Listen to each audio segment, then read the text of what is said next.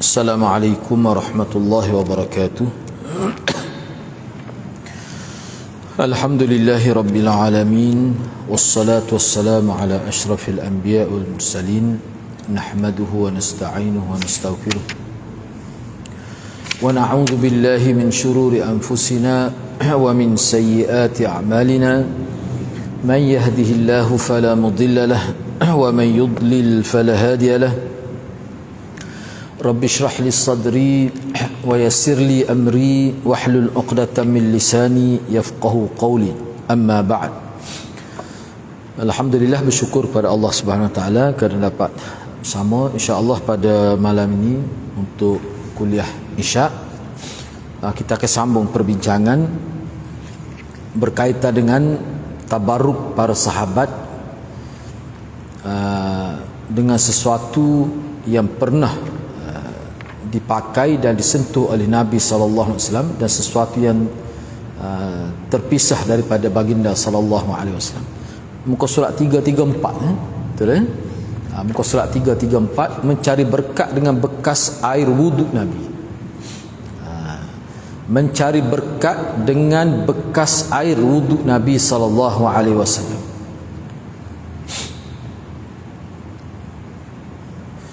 Bekas air maknanya maksud di sini jangan silap fahamlah, maknanya air lebihan wuduk maksudnya. Yang dimaksudkan di sini ialah air lebihan wuduk.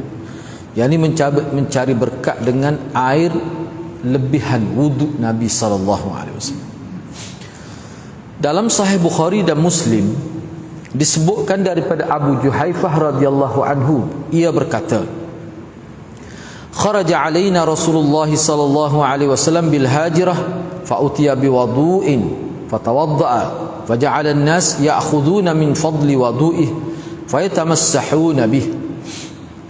Rasulullah sallallahu alaihi wasallam keluar menemui kami pada siang hari.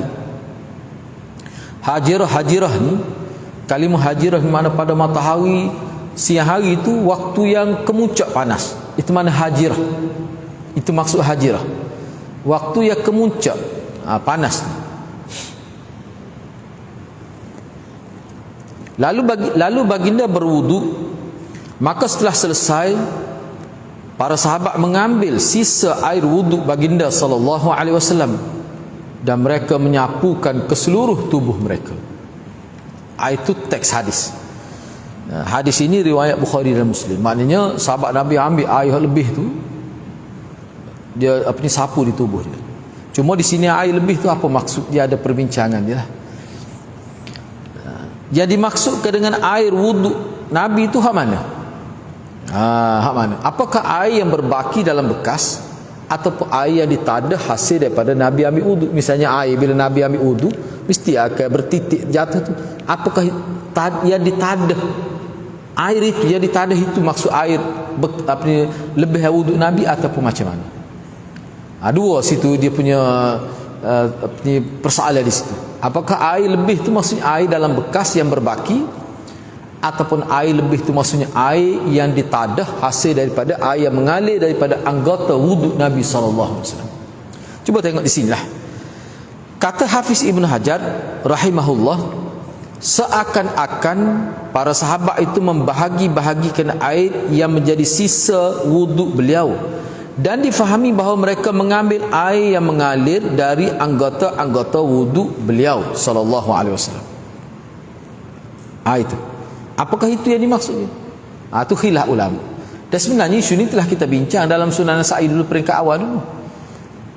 Ramai juga ulama kata tidak, air baki itu mana air yang masih tinggal dalam bekas itu. Sebab apa? Sebab bila Nabi celup, air itu sudah terkena tangan Nabi. Itu maksud air lebih. Cuma Hafiz Ibn Hajar kata boleh jadi air lebih tu air yang ditadah daripada hak Nabi ambil wuduk tu, yang kena anggota Nabi, ditadah air itu, air yang bertitik itu boleh jadi juga. Kata Hafiz Ibn Hajar. Gitulah kita fahamnya. Tapi perkara ini termasuk dalam khilaf. Kok mana pun kedua-dua air itu tersentuh tubuh Nabi, tersentuh tubuh Nabi sallallahu alaihi wasallam. Baik, dalam Sahih Bukhari. Jadi di sini hanya pendedahan di sini adalah merupakan pendedahan bagaimana kisah sahabat dalam bab tabarruk dengan Nabi sallallahu dengan sesuatu, bukan tubuh Nabi. Air itu bukan tubuh Nabi. Air itu pada sesuatu yang digunakan oleh Nabi, yang menyentuh tubuh Nabi sallallahu alaihi wasallam. Dalam Sahih Bukhari disebutkan hadis mengenai perjanjian Hudaybiyah, bahawa Urwah bin Mas'ud Ats-Tsaqafi radhiyallahu anhu, masa ni Urwah ni tidak Islam lagi, rasa kita jumpa dah riwayat ni, cuma riwayat ni dia sebut berkait dengan air ludahan. Ni tidak wuduk ni. Orang yang samalah Urwah bin Mas'ud Ats-Tsaqafi. Pada waktu ini, masa berlaku kes ni, dia belum Islam lagi. Beliau menceritakan perilaku para sahabat Nabi SAW ketika Nabi berwuduk. Mereka hampir saja berkelahi, berebut-rebut untuk mengambil air wuduk Nabi yang lebih tu, sama ada dalam bekas ataupun yang ditadah daripada anggota wuduk Nabi SAW. Berebut-rebut. Bahkan dalam waktu-waktu tertentu ada disebutkan bahawa Rasulullah menganjurkan para sahabat beliau untuk mengambil air lebih wuduk itu, dan Nabi bantu untuk supaya mereka dapat air lebih wuduk itu. Ada Nabi buat, Nabi sengaja bunyi gitu. Ini adegan yang tidak boleh ditiru-tirulah ni. Tidak boleh. Jangan kita buat pada tok guru kita begitulah. Sebab ni untuk Nabi. Sebab sahabat pun tidak buat sama-sama dia. Nah, yang ni kelebihan kita nak bincang ni bagaimana sahabat Nabi. Tak apalah, ini pendedahan. Selepas ni akan dibincang. Boleh ke tidak kalau orang lain buat gitu juga kepada orang lain, hak tidak sahabat, buat gitu kepada sama-sama dia. Dia buat pada tok guru dia ke? Kita bincang selepas ni. Ini pendedahan tu. Kita nak lihat bagaimana cara sahabat hidup dengan Nabi SAW dari sudut tabarruk. Dalam kitab Sahih Bukhari dan Sahih Muslim disebutkan dari Abu Musa Al-Asy'ari radhiyallahu an, beliau berkata, Rasulullah sallallahu alaihi wasallam meminta gelas berisi air.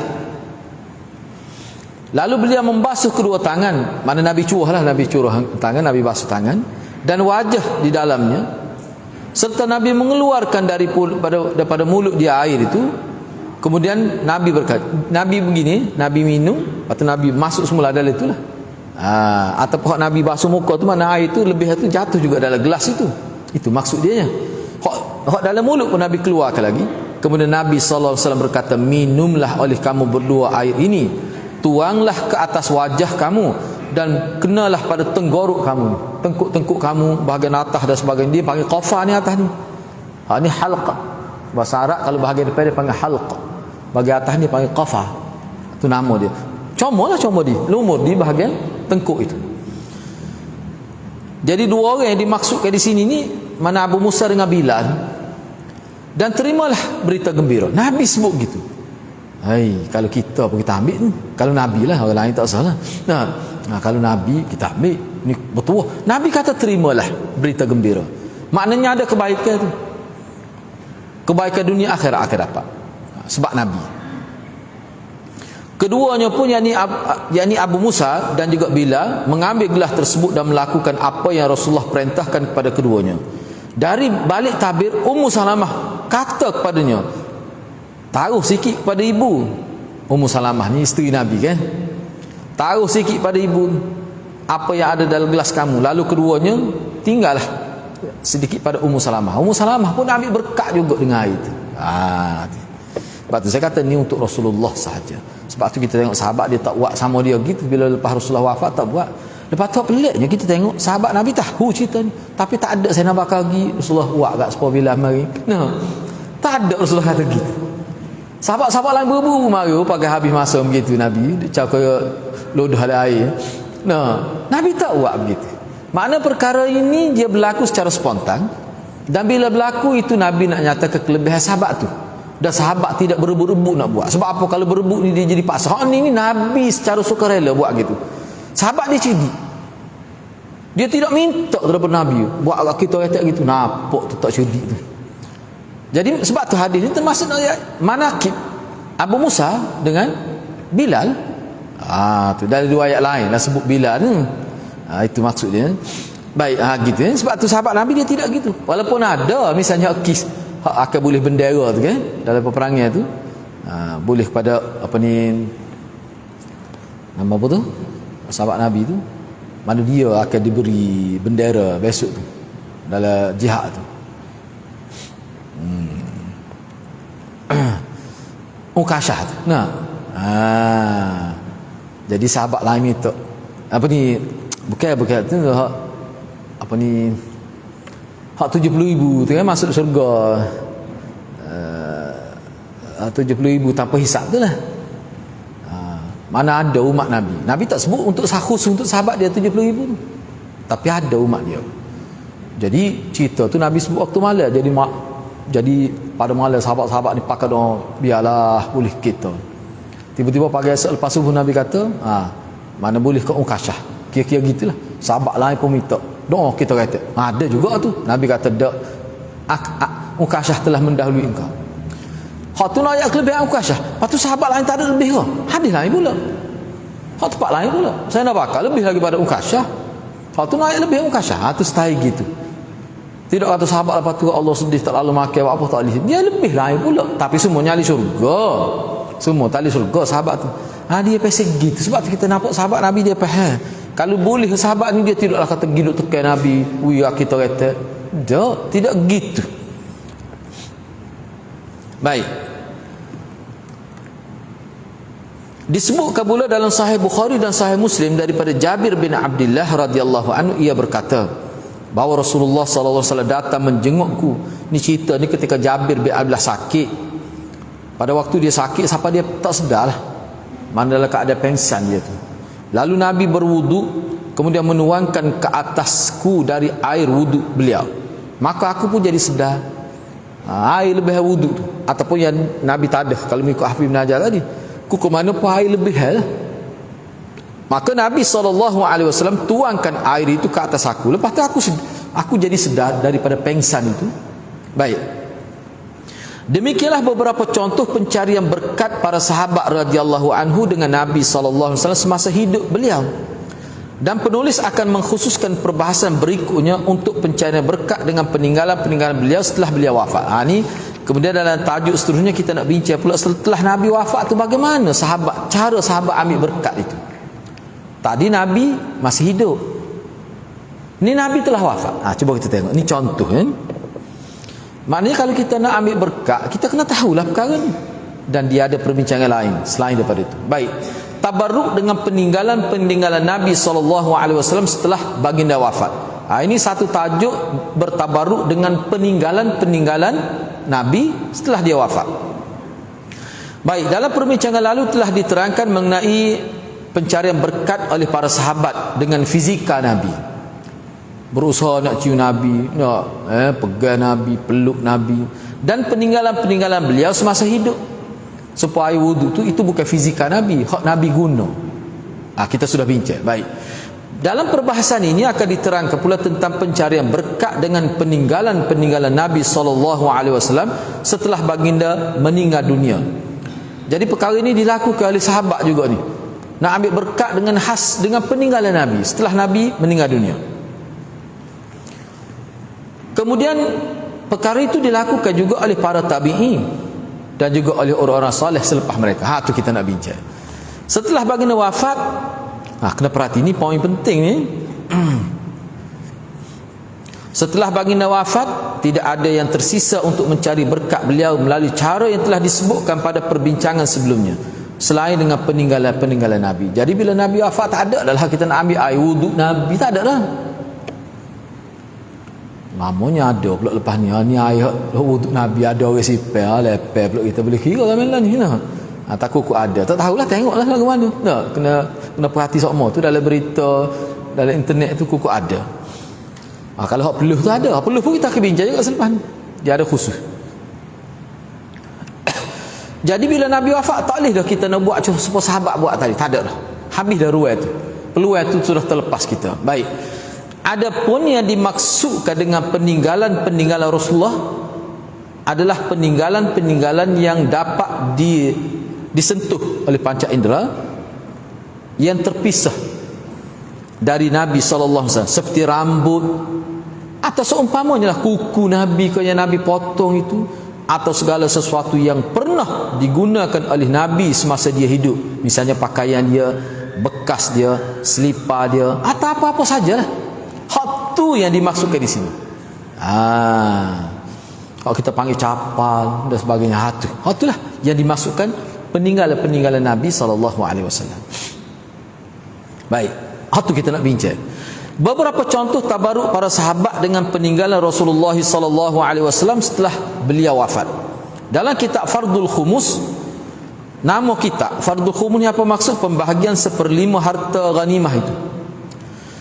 Dan juga pada kitab sahihnya, yang ni sahih Bukhari lah, Imam Bukhari rahimahullah membuat sebuah bab berjudul, ni tengok ni, dia tulis kut hak Arab, dia tulis kut Melayu lepas nak baca tu. Dia kata ma dzukira min dir'i nabiyyin sallallahu alaihi wasallam.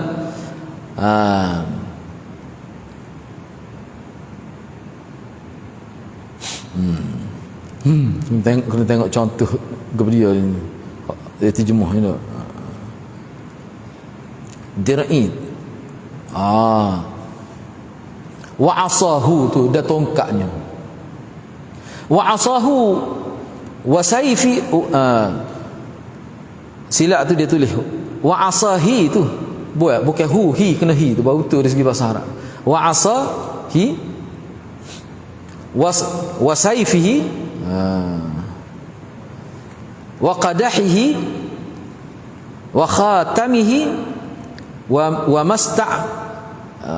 wa masta'malahu al-khulafa ba'dahu min dhalika mimma lam yuzkar qismatuhu wa min syar'ihi wa min sya'rihi, dan rambutnya, wa na'lihi wa aniyatihi mimma tabarraka ashabuhu wa ghairuhum ba'da wafatih.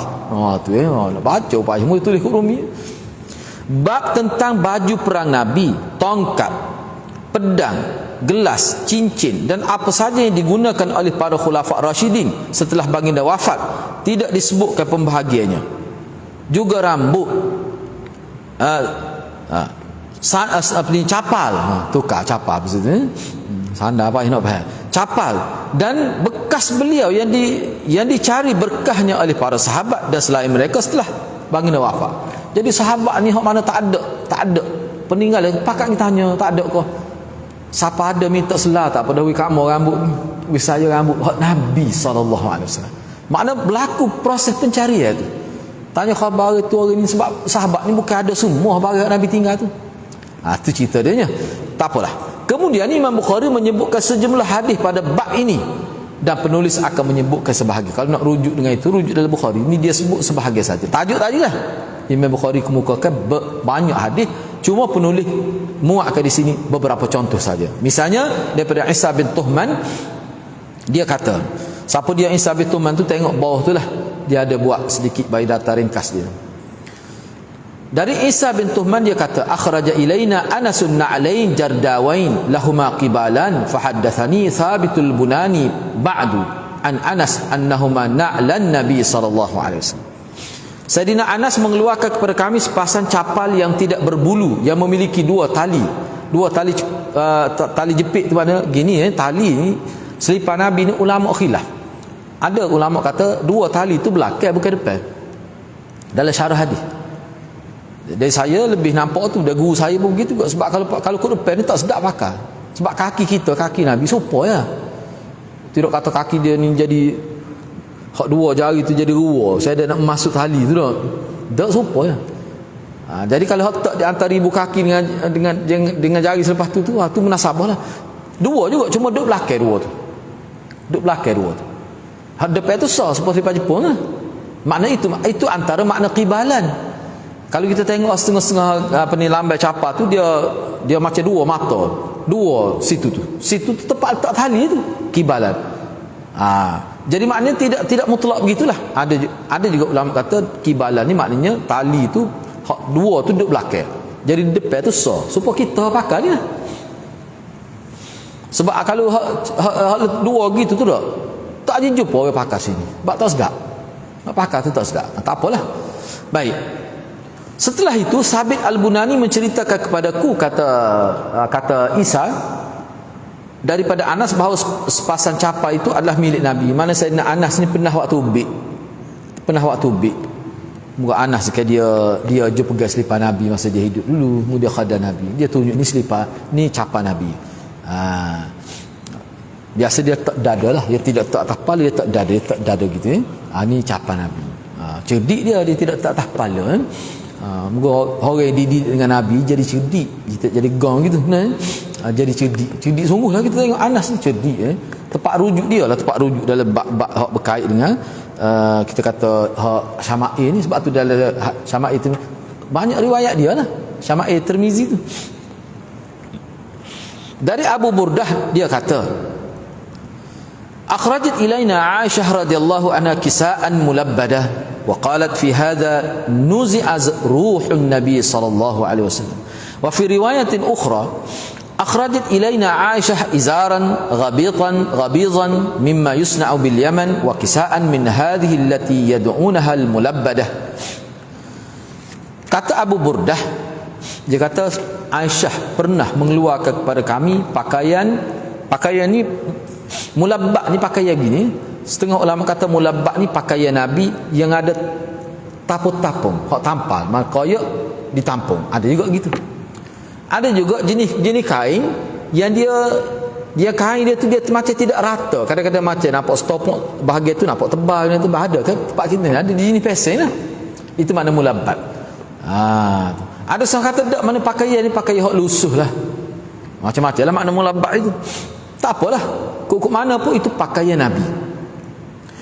Kata Aisyah bila dia waktu ubik tu, dia kata inilah pakaian yang mana ketika Nabi dicabut ruh oleh malaikat tu, inilah pakaian yang buat lapik Nabi. Ataupun pakaian Nabi pakai tu ni sebenarnya hak ni ialah bawah tu dia ada buat. Mana ulama pun khilaf juga pakaian tu pakaian lagi. Jadi antara hak saya sebut tadi tu hak ulama bagi pandangnya mulabbat tu apa maksud dia. Sama ada pakaian tertampal lah, kerana koyak maka tampal dijahit nampak beberapa tu, jadi tempat tu jadi timbul lah sikit. Ada setengah dak dia kata pakaian lusuh, ada setengah kata dak pakaian tu sebab dia bukan daripada orang Arab buat ni, daripada Yaman tu, dia sebut daripada Yaman. Dia style pakaian tu dia tebal, kemudian dia ada kadang-kadang nampak tebal situ tebal sini, jadi tak sama tebal dia tu. Tu ada juga kata itu mana mulabbat. Tak apalah. Dalam riwayat lain Aisyah mengeluarkan kepada kami, ni kata Abu Burdah lagi, Aisyah mengeluarkan kepada kami sebuah kain pelikat atau kain sarung yang kasar buat dari Yaman, dan pakaian yang terbuat daripada kain yang biasa mereka sebut dengan mulabbat, pakaian yang kusut. Dia ada ke jenis pakaian tu dia kasar sikit, benar dia nampak macam tidak teratur tu dia punya jahitan dia. Kadang-kadang tu je seni juga dia kira tu. Ada yang jenis tu lah. Maknanya ini bukan pakaian yang mahal lah, yang mewah, tidak. Tu. Imam Bukhari meriwayatkan dalam kitab sahihnya di bahagian lain dari Asim Al-Ahwal, kata Asim, aku pernah melihat gelas Nabi SAW yang menjadi milik Anas bin Malik. Gelas yang Anas simpan, yang Nabi minum. Tu. Gelas ini pernah retak, lalu Anas menampalnya. Tak tahulah diguna gaya apa, dia tampal, tengok retak. Tampal dengan perak disebut itu. Macam mana tak tahulah. Tampal dengan perak. Kata Anas, sesungguhnya aku telah memberi minum Rasulullah SAW dengan gelas ini lebih dari sekian kali dan sekian kali. Maknanya acak kali. Ni gelas Nabi ni acak kali aku beri minum dengan gelas ni. Simpan dia. Kalau ada kita pun simpan.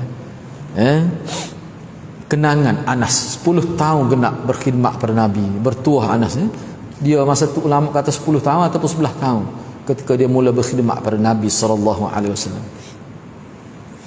Katanya pernah dia lari daripada Madinah lepas Nabi wafat. Sedih, tak duduk. Tapi bila begitu teringat balik pula. Sedih Baik, dalam Sahih Muslim rahimahullah disebutkan bahawa Asma binti Abi Bakr, ini kakak Aisyah ni, As-Siddiq pernah mengeluarkan sebuah jubah Tayalisah. Ini ingatlah jubah Tayalisah ni bukan jubah Arab, jubah Ajam, jubah orang asing. Setengah ulama sebut dalam ta'rif Tayalisah ni jubah yang dipakai di atas jubah lain. Dia tak ada tangan pun. Dia masuk gitu, dia ikat gitu ya. Dia tak ada tangan gini. Tu jubah Tayalisah. Supaya kita kata apa ayatullah yang pakai tu lah. Tu Tayalisah dia panggil. Di luar tu dia tak ada bahagian tangan tu. Jadi kalau dia, sebab tu kalau kita tengok Khomeini tu, dia tubik tangan kat kuk tengah tu, sebab dia tak ada tangan. Itu dia panggil tayalisah. Jadi Nabi sebut tayalisah ni Nabi guna dalam hadis berkenaan dengan apa ni, hadis Dajjal tu lah, dia ikut 70,000 Yahudi daripada Isfahan. Mereka pakai tayalisah, pakai jubah hajam. Tayalisah tu supaya ira pakalan ni. Jadi hadis tu kena berhati-hatilah. Siapa dia pakai tayalisah tu. Baik. Itu takrif ulama tentang tayalisah, berwarna hitam. Dan dia kata jubah Rasulullah ni pernah dimiliki Aisyah sehingga dia meninggal dunia, tayalisah tu. Tapi kena ingatlah tayalisah ni pun ada khilaf juga di segi takrif dia. Cumanya kalau hadis tadi, sebab dia merujuk kepada orang luar. Jadi bila kata orang luar, kita kena takrif ke tayalisah itu dalam konteks bukan orang Arab. Baik.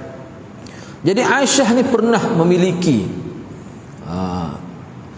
jubah Rasulullah pernah dimiliki Aisyah hinggalah dia meninggal dunia.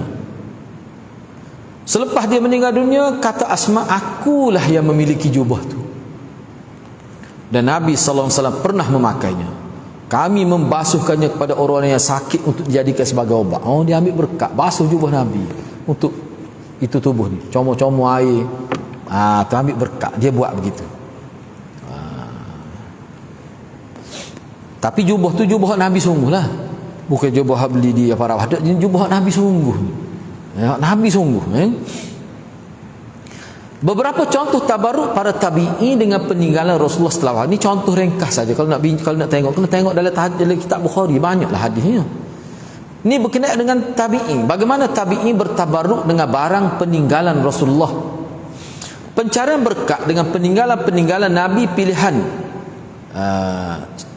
sallallahu setelah beliau wafat tidak hanya di kalangan sahabat yang mulia, tetapi tabi'i pun ada juga buat begitu. Maknanya boleh. Asalkan Rasulullah tu, sebab itulah di sini boleh. Bahkan ada kelebihan untuk Nabi. Itu maksud disyariatkan tu. Ada kelebihan besar kesan dia. Kalau kita baca dalam sejarah, ulama-ulama mimpi Nabi saja, lepas tu congek ekor mengajar hadis. Boleh faham tak? Congek ekor selat lama tak guna kalimah tu. Sungguh mengajar hadis sampai setengah tu kata aku akan mengajar sampai mati. Apa jumpa Nabi, mimpi jumpa Nabi. Kuat mempertahankan sunnah Nabi, hadis mempertahankan dia punya sunnah-sunnah Rasulullah. Kesan dia. Pokok ni pun sahabat Nabi, itu antara kesan dia. Itu makna berkat dia panggil. Tidak kata bila mimpi jumpa Nabi ke, lepas tu banyak buat bid'ah. Tu tak berkat. Kalau lagi tu orang panggil tak berkat gitu. Sepatutnya kalau kita mimpi jumpa Nabi ni, kita akan ngaji bersama biar kita faham sepenuhnya hadis Nabi. Itu sepatutnya gitulah. Itu kalau kesan yang baik. Boleh jadi yang jumpa tu tidak Nabi agaknya. Tak boleh jadi. Lepas tu siapa dia ustaz dia jumpa tu? Ikut siapa? Asal tidak Nabi. Kalau Nabi tak mungkin jadi gitu. Sebab tu molek-molek setengah ulama kata dari kitab, kalau jumpa Nabi tak suruh ayat ke orang lah. Kalau nak ayat pun ayat kepada orang yang alim, yang amanah, supaya dia boleh nasihat kita dengan nasihat yang baik. Gitu. Jangan duk buat dalam modal kuliah hamba jumpa Nabi. Tak. Lepas tu selepas tu dia mari jumpa hamba pula. Kita tak. Tak salah gitu. Jadi rasa pelik lah kalau gitu. Dia mari makan satu hidangan dengan saya. Ada sebut begitu. Ada sebut dalam YouTube. Jadi kalau ada gitu tu, mana istighfar banyak-banyak lah. Astaghfirullahalazim, na'udzubillahi min dzalik. Kena kata gitu. Baik, cuba tengok lagi.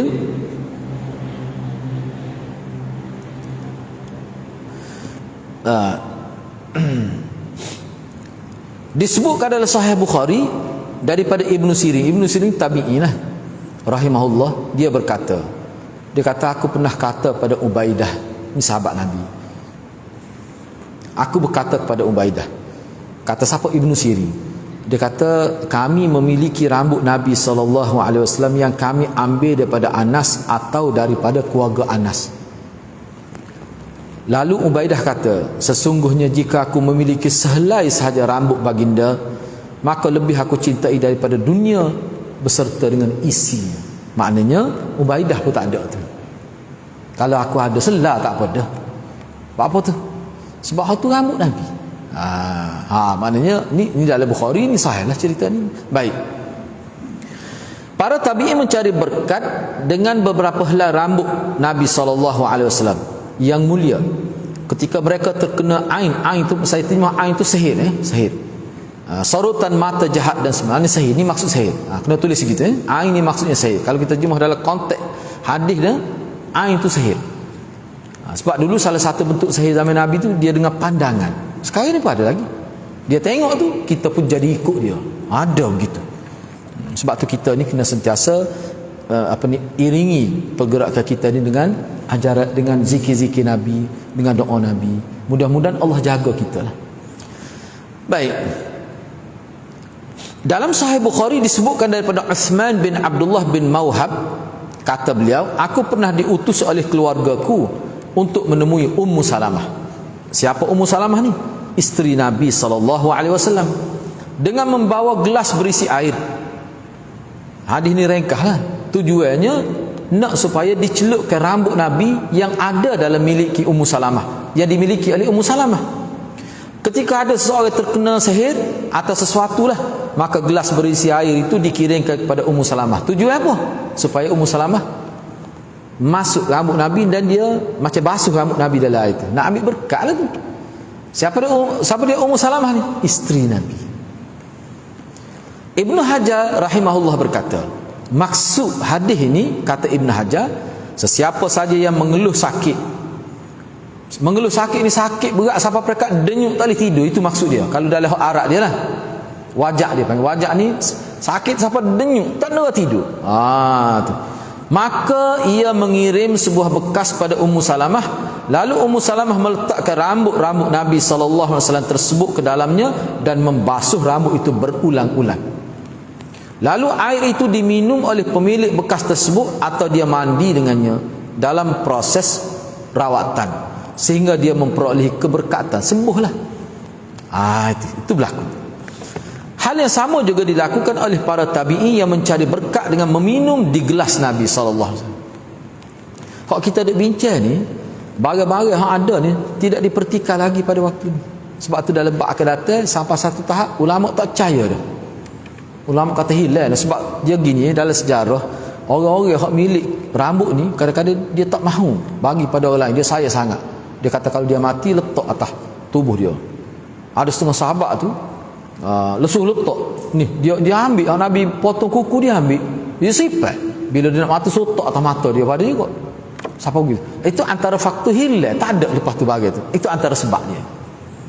Sebab tu tak apa, kita tengok selepas ni lah. Baik.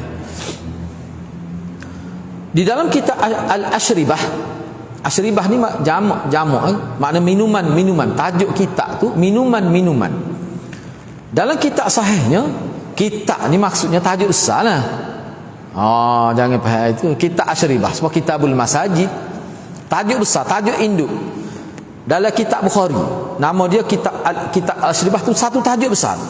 Imam Bukhari menuliskan sebuah bab berjudul Asyurbu min qadahin Nabi SAW wa aniyatih. Minum dari gelas dan bekas Nabi SAW. Dia gini bekas ni, gelas ni hak kecil, tak boleh nak masuk tangan. Inak tu masuk, inak bekas tu, bekas yang macam basing kecil, kita boleh sentuh, itu mana inak. Tu.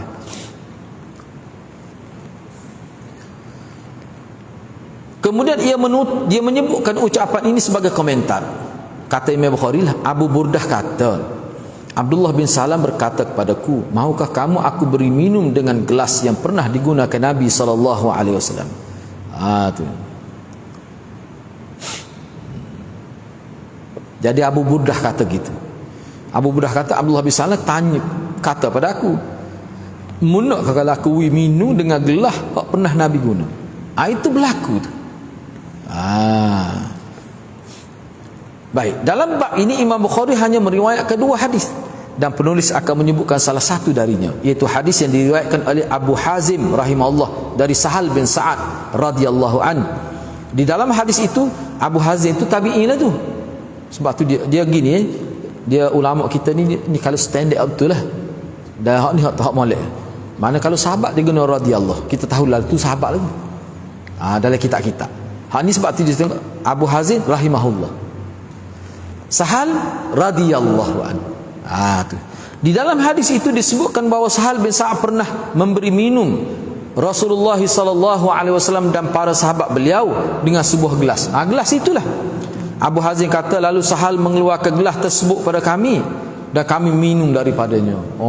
Kalau kita baca hadis-hadis gini kan, dia belum ngomong kita Allah kata tuahnya sebab berkatlah daripada Nabi tu. Abu Hazin kata setelah itu Umar bin Abdul Aziz meminta Sahal agar hadiahlah bekas tu pada dia. Umar bin Abdul Aziz khalifah minta supaya Sahal hadiah bekas. Maka Sahal pun bagi kepada Umar bin Abdul Aziz itu. Ialah Umar bin Aziz ni orang yang sangat baik. Ni cucu Sayyidina Bakar. Cucu kau cicit gitu tengok. Tapi keturunan Sayyidina Bakar dia ni. Apa ni? Senoma. Ke cerita Senoma tu, mak dia apa? Laila tu nak. Dia Senoma, cucu Senoma. Sebab tu orang panggil Umar Thani dia ni. Dia ni orang panggil Umar As-Thani. Gitu kan. Cucu Sayyidina Umar, silap ni. Baik, di bahagian lain Imam Bukhari meriwayatkan daripada Asim Al-Ahwal rahimahullah bahawa dia berkata mengenai gelas Nabi sallallahu dia mana bercakap tentang gelas Nabi lah yang dimiliki oleh Anas bin Malik radhiyallahu anhu. Aku pernah melihat gelas tersebut dan minum dengannya, kata Asim.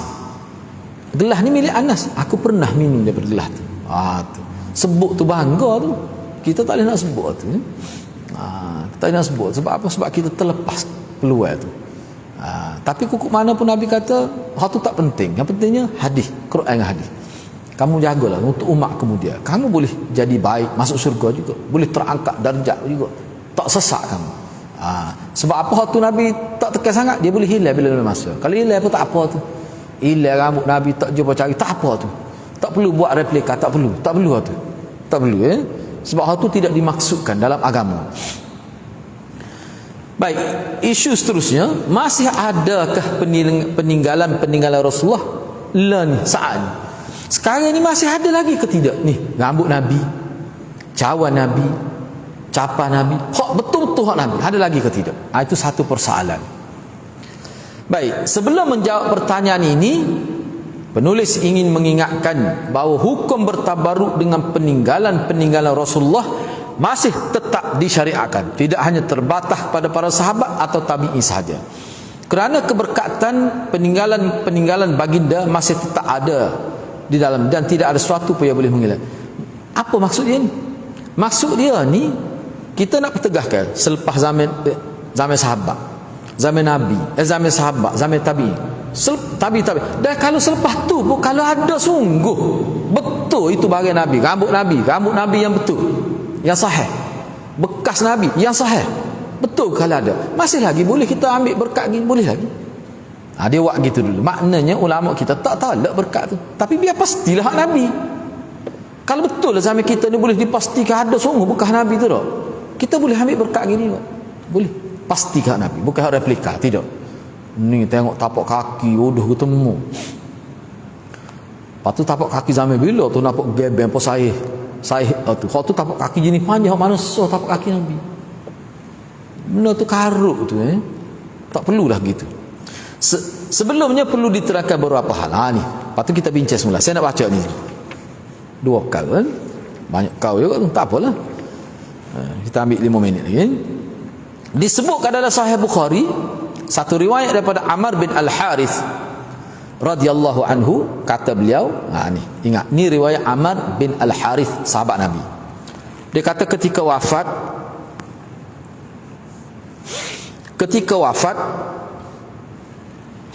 Rasulullah SAW tidak meninggalkan duit dirham ataupun dinar, tidak tidak pula hamba laki-laki dan hamba perempuan, tak ada. Nabi tak tinggal tu.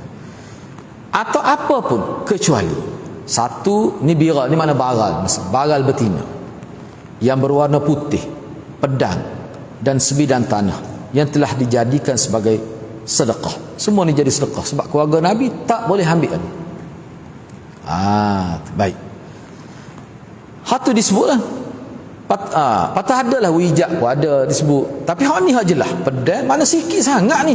Hal ini menunjukkan betapa sedikitnya benda-benda khusus yang ditinggalkan oleh Rasulullah setelah baginda wafat.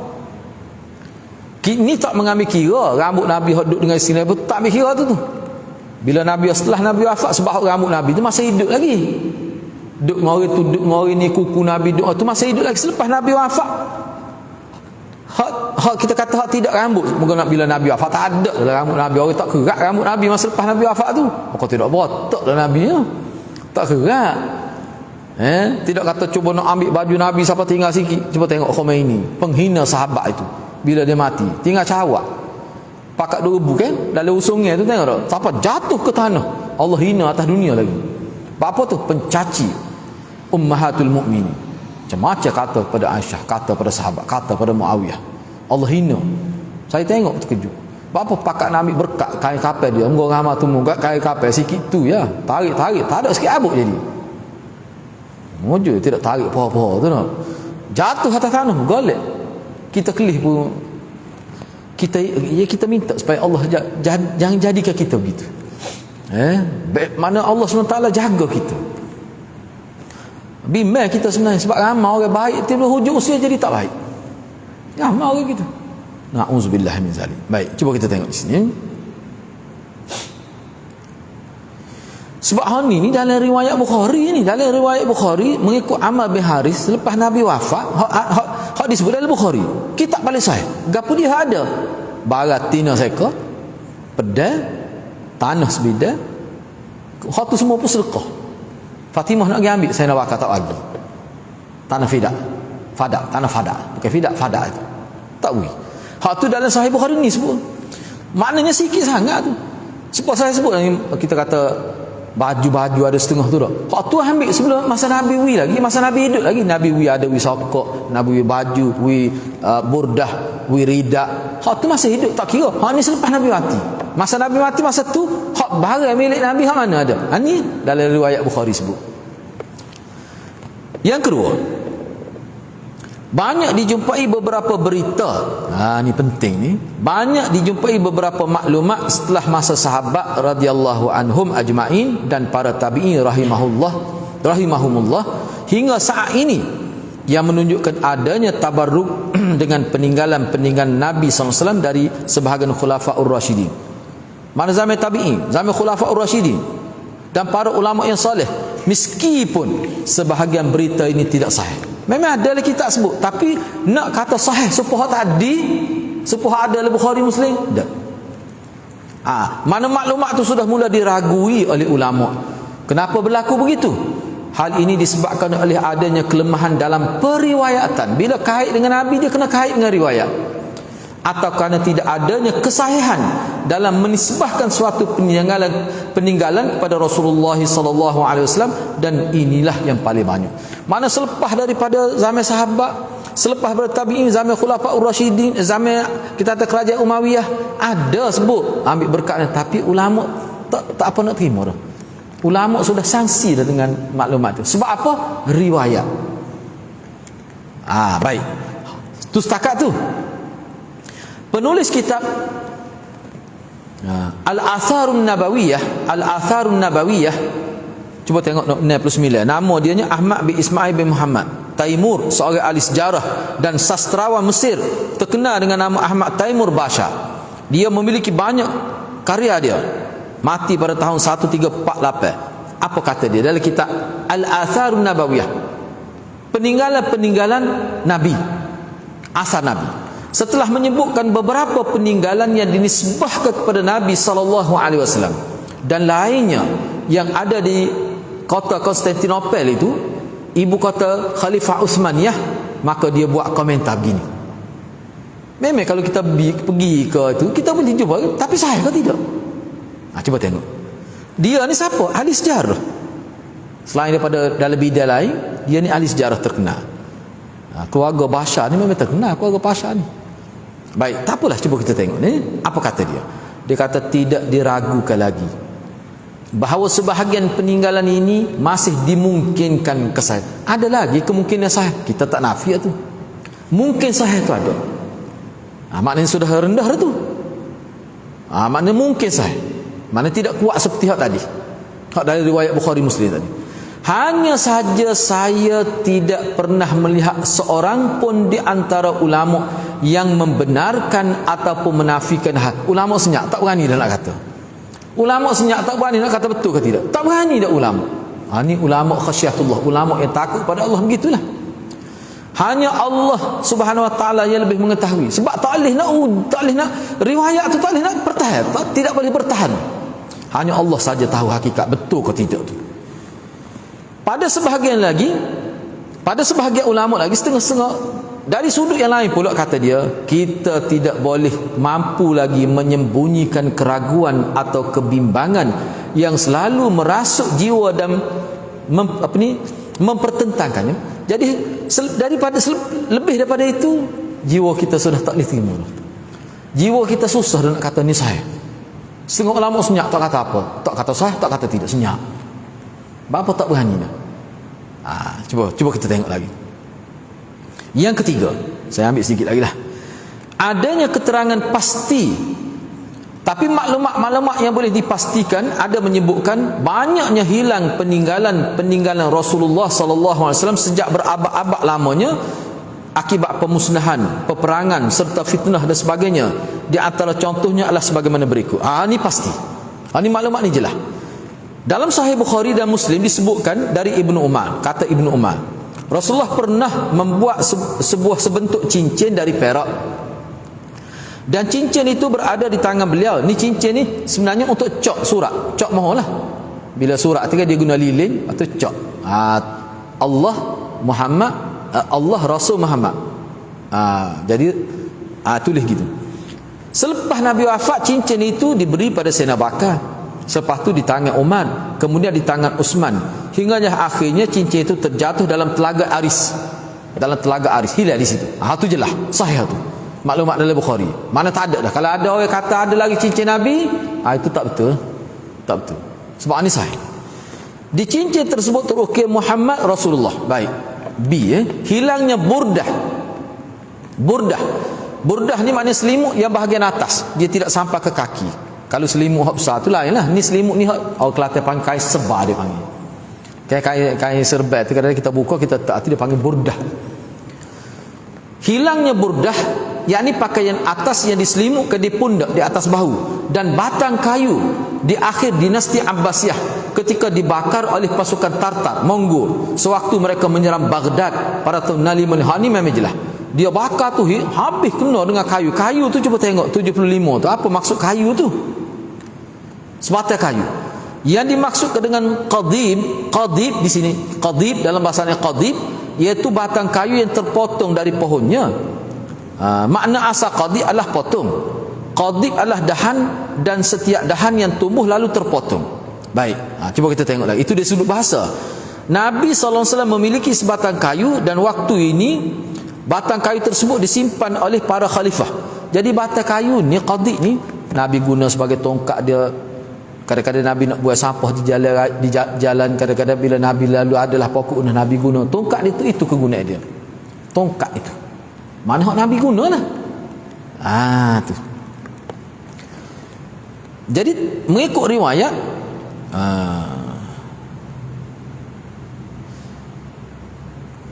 jadi tongkat itu ataupun batang kayu itu disimpan oleh para khalifah. Ni pada masa Ibnu Jauzi, iaitu khalifah dinasti Abbasiyah. Maknanya perkara itu hilang di dinasti Abbasiyah ketika dibakar oleh pasukan tu bapak Tatar tu lah, ketika dia serang Baghdad. Baik, Imam Ibnu Katsir rahimahullah berkata, Bani Abbas mewarisi selimut ini, burdah tadi, dari generasi sebelumnya, dan seorang khalifah mengenakannya di atas kedua pundaknya pada hari raya sambil memegang batang kayu yang dikatakan milik Rasulullah sallallahu alaihi wasallam. Mana dia pakai burdah Nabi, lepas tu salah kanan dia pegang kayu tu lah. Tu. Khalifah pun keluar dengan tenang dan berwibawa sehingga menyebabkan orang pakat tengoklah. Jadi tujuan buat gitu supaya masyarakat boleh kena. Ni burdah Rasulullah, cuma dia pakai nak ambil berkat. Ni tongkat Rasulullah, semua orang tahu. Bila tubik tu semua pakat tengoklah. Ada tu disebut gitu. Tapi selepas tu tak ada lah, hilang. Yang C, hilangnya sepasang capal yang dinisbahkan kepada Nabi SAW kerana fitnah. Fitnah di sini makna peperangan yang ditimbulkan oleh Taimurlan. Taimurlan tu di Damaskus tahun 803. Dia sebenarnya baca Taimurlan dia bacanya. Timurlan itu cuba tengok 7 pelapis bawah tu lah. Dia adalah putera pendiri kerajaan Mogol. Kedua, arti Taimur ataupun Timur lah kita sebut dalam tulisan kita ni adalah besi dan leng adalah pincang. Dinamakan demikian dia pernah terkena anak panah dalam peperangan semasa kecil. Dia berkuasa di wilayah belakang sungai di daerah Turkistan, Rusia. Dan seluruh masa kekuasaan dipenuhi dengan peperangan dan kekacauan. Bersama pasukannya dia maju menyerang Damaskus pada tahun 803 Hijrah hingga menimbulkan huru-hara lah pada penduduknya berupa pembantaian, penawanan kaum perempuan. Teruk sangat dia. Sehingga ada ulama kata dia ni perangai serupa Nabi sebut Ya'juj Ma'juj tu. Ada siapa kata dia teruknya dia, jahat sungguh kan. Dia bakar habis ni rumah-rumah semua, prasarana dia sebut, dia bakar semua, rampas harta. Tak boleh nak gambar lah kejahatan dia tu. Hilang masa tu. Hilang masa tu. Penyebab lain hilangnya peninggalan Nabi SAW adalah wasiat dari sebahagian orang yang memilikinya agar barang Rasulullah itu dikafan bersamanya. Mana rambut Nabi ni atau ni kalau dia mati simpan dalam kain kapal dia, biar dia dikebumikan dengan barang Nabi. Ada juga begitu. Jika peninggalan tersebut berbentuk pakaian sebagaimana dijelaskan dalam hadis Sahal bin Sa'ad radhiyallahu anhu, atau ia berwasiat kalau pakai agak dia suruh pakai baju tu lah dia beli bila nak kafan dia. Tu. Atau ia berwasiat agar peninggalan tersebut dikuburkan bersamanya setelah dia meninggal dia. Kalau tidak pakai ya suruh masuk misalnya kuku letak atas mata dia. Ada? Letak atas mata dia. Maknanya lepas tu tak ada lah. Jika peninggalan tersebut berupa rambut, misah Nabi semua tu suruh tanya sekali dengan dia. Baik. Begitulah. Tu jadi untuk seterusnya tu kita bincang pada minggu hadapan lah. Jadi penting sangat ni kita tahu, biar kita ada maklumat tentang ni, supaya orang tak boleh nak tipu kita. Supaya orang tak boleh nak tipu kita. Kadang-kadang musuh-musuh Islam dia gunalah benda-benda gini untuk menipu umat Islam tu. Jadi saya setakat itulah dulu. Mudah-mudahan Allah berkati kita semua. Aku qauli hadza wa astaghfirullahal azim li wa lakum. Assalamualaikum warahmatullahi wabarakatuh. Jadi minggu depannya kita bincang muka surat 344 tu, poin yang keempat tu, insya-Allah.